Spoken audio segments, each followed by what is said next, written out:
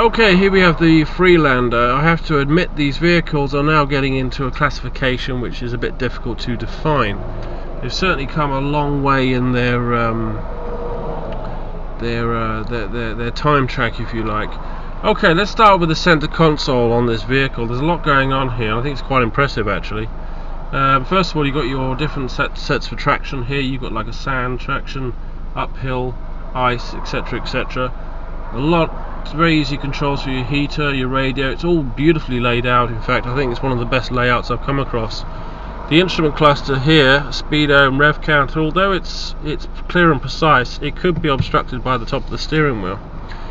Side mirrors are absolutely enormous. We love big mirrors. We want to see where we've been and we want to see what's going on around us. The rear view vision, it is slightly obstructed with the headrests, and if people are in the back, you ain't going to see a lot out the back there. Now this is a 6-speed manual. Now obviously the 6th gear is going to come in very, very handy. Now we're going to start off with a 0 to 60 test. 3, 2, 1, go.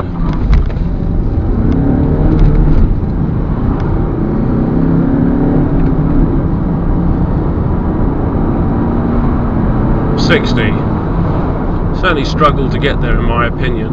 The brakes on this car, they're okay. I wouldn't describe them as fantastic. They're certainly not in the league of something like a BMW or a Mercedes, and to be fair, I don't really feel that they're that powerful.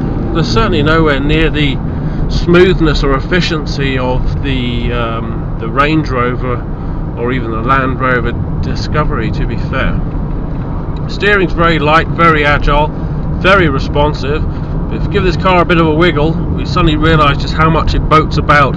Now this is not a vehicle you're going to want to do an emergency swerve with at any speed over, I'd say, 45 miles an hour and upwards. So bear that in mind. It is a comfortable car to drive. It is nice and solidly put together, and I don't think it would be really destroyed if you were jumping in and out with muddy boots on. As I say about its classification, I'm not really too sure where this sits now, because at the end of the day, is it a 4x4 or is it a road vehicle?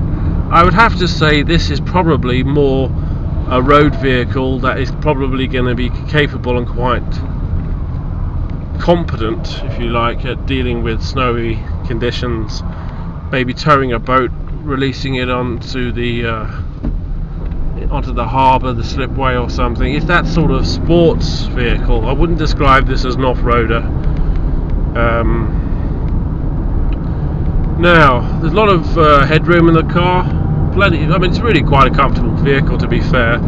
Bit of a noisy engine bay, quite a lot of noise from underneath the car.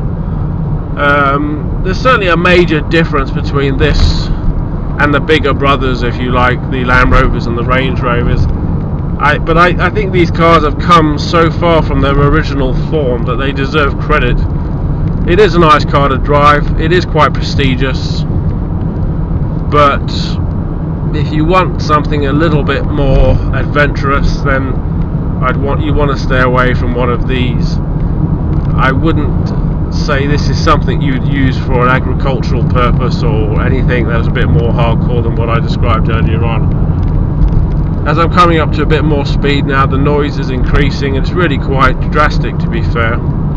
You know, with these cars, they're like, I call them the Marmite cars, because you're either going to love them or you hate them. There's only one way you're going to do it, that's to take it for a test drive.